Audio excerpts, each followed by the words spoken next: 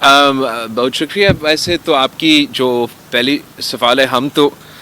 کوشش کر رہے ہیں اور ہمیشہ سے ہمارا کوشش یہی رہا ہے کہ وسائل جتنے بھی ہو، بے شک کم بھی ہو، ہم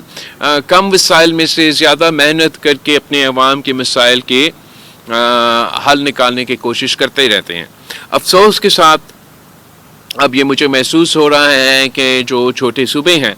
چاہے ہم حکومت میں ہوں یا ہم اپوزیشن میں ہوں، وفاق کا رویہ کچھ ایسا ہی رہتا ہے. جہاں تک پاکستان پیپلز پارٹی اور مسلم لیگ نواز کے درمیان معاہدہ ہوا اور ہم نے اس حکومت سازی میں اس حد تک ساتھ دیا کہ ہم نے ان کے وزیر اعظم کو ووٹ دیا، اس کے ساتھ ساتھ ہم نے یہ طے کیا تھا کہ نہ صرف اوبیسلی صوبوں کو ان کے حق تو ملنا چاہیے، میں اس کا یقین دہانی کے لیے ہم نے یہ آپس میں طے کیا کہ چاروں صوبوں کے جو پی ایس ڈی پی ہے ہم اس کو مل کے بنائیں گے. جب وہ اس طریقے سے نہیں ہو سکا تو ہم سے وعدہ کیا گیا کہ جو پاکستان پیپلز پارٹی کا اس وقت ان پٹ اس طریقے سے نہیں ہوا تو ہم سے یہ وعدہ کیا گیا کہ جو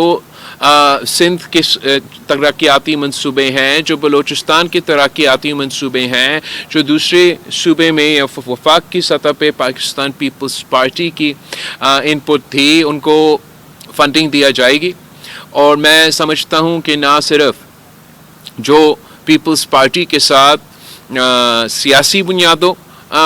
پہ ایک وعدہ کیا گیا، اس پہ پوری طریقے سے یا صحیح طریقے سے عمل درآمد نہیں ہو رہی، مگر جس طریقے سے وفاق کو صوبوں کے ساتھ مل کے چلنا چاہیے اور جو صوبوں کو تمام حق ہو، چاہے وہ صوبہ سندھ ہو، صوبہ بلوچستان ہو، صوبہ پنجاب ہو، صوبہ پختونخوا ہو، ان کو اپنا حق دینے چاہیے، وعدے پورا کرنا چاہیے. دونوں سلسلے میں حکومت کے بہتری کی گنجائش ہے. میرا امید ہے کہ جو ہمارا یہ شکایت ہے اس کو سیریسلی لیا جائے گا اور ایک میننگ فل ڈائلاگ کے نتیجے میں ہم جو صوبے کے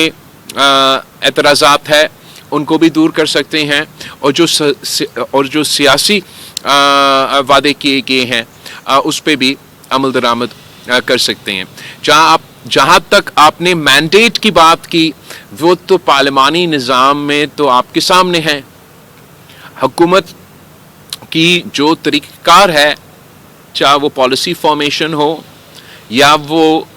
لیجسلیٹو عمل ہو، اس میں میرا خیال میں یا ان کا خیال میں شاید ان کے پاس 2/3 اکثریت ہے اور ان کو کسی سے پوچھنے کی ضرورت نہیں ہے. گراؤنڈ ریالٹیز میں سے تو اس میں سے کچھ فرق ہے، اور جو پارلیمان میں ان کے اسٹرینتھ ہے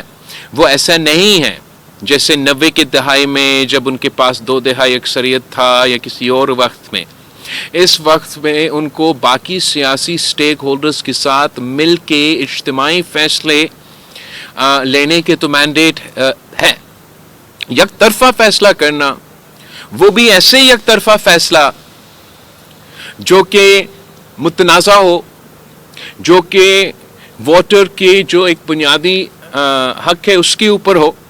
جو ارسا ایکارڈ کے خلاف ورزی ہو، جو ارسا